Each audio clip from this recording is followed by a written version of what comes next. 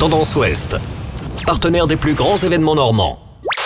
Le sous-marin Le Redoutable va fêter ses 50 ans dans 7 jours exactement. On en parle ce matin sur Tendance Ouest avec cette émission spéciale en direct de la Cité de la Mer.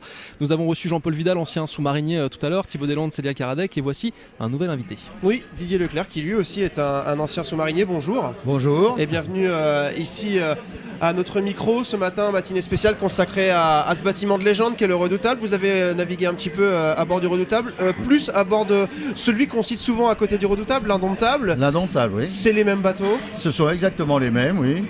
Quel souvenir vous gardez de votre vie de sous-marinier ? Alors, la première chose, c'est la camaraderie. Chose très importante sur un sous-marin parce que tous les gens dépendent les uns des autres et on doit se faire une confiance absolue. Et on passe 70 jours en mer ensemble, donc il faut vraiment très bien s'entendre. Ça passe par quoi, ça, la bonne entente C'est difficile à expliquer, c'est un tout. Il y a rarement des disputes, ça peut arriver, mais si quelqu'un n'a pas le moral, les autres sont là pour lui remonter le moral. C'est un tout, c'est difficile à expliquer, mais on dit toujours que le sous-marin c'est une grande famille et c'est vraiment une grande famille. Justement, vous avez navigué aussi sur des bâtiments de surface, ça vous donne une vue globale sur ce qu'a été la marine. Il y a une vraie différence entre la surface et les sous-mariniers ? Oui, une très grande différence. En surface, les grades sont beaucoup plus marqués que sur un sous-marin. Ça ne veut pas dire qu'on n'a pas de respect pour le grade supérieur.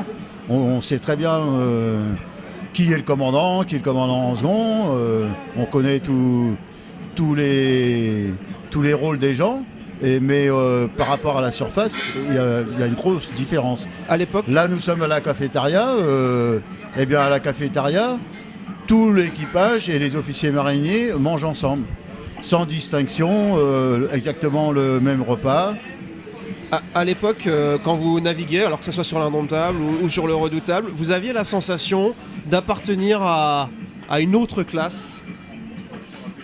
Une autre classe, peut-être, sous-marinier, c'est vraiment quelque chose à part.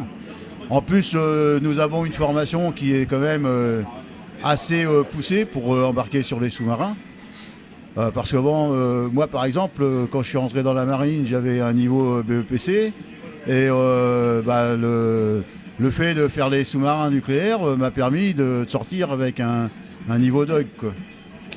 C'était quoi les moments de loisirs dans le sous-marin ? Parce qu'il n'y a pas, forcément, il n'y a pas beaucoup d'espace. Par rapport à maintenant où c'est surtout la tablette, nous on ne connaissait pas ça. Donc c'était surtout les jeux de cartes en priorité. Ici à la cafétéria, l'après-midi, généralement il y avait au départ sur le Redoutable, c'était des projections de films. Ensuite quand la vidéo arrivait, vous voyez qu'il y a des petites télés là, donc il y avait des cassettes vidéo. Donc on regardait un film ou alors il y avait des jeux collectifs, genre Scrabble, voilà. Dernière chose, 70 jours en mer, évidemment 70 jours sans avoir de nouvelles de ses parents, de son épouse, de ses enfants, ça doit être compliqué, ça n'existe pas, il y avait quand même une petite relation, une petite communication. Oui, à cette époque-là, on avait le droit à ce qu'on appelle un familigramme par semaine, ce qui représentait entre 15 et 20 mots maximum. C'est vraiment pour la forme parce que sur un familigramme, on ne peut rien mettre de gênant. C'est-à-dire, si vous avez un enfant qui est malade, vous ne pouvez pas le mettre ou alors vraiment un mot feutré parce que le familigramme, il est quand même lu une dizaine de fois avant d'être envoyé. Il doit être lu au moins 5 ou 6 fois avant qu'on vous le donne à bord. Parce que il arrive au PC radio. Ensuite, il est lu par l'officier radio, il est lu par le commandant en second, voilà. Merci beaucoup Didier Leclerc d'être venu partager avec nous quelques instants de vos souvenirs de sous-marinier. Un de vos confrères, de vos collègues vous succédera tout à l'heure, c'est Michel Legal. Lui aussi, il a participé à l'aventure Redoutable, il a participé au retour du Redoutable à Cherbourg et il l'évoquera avec nous. Tendance Ouest.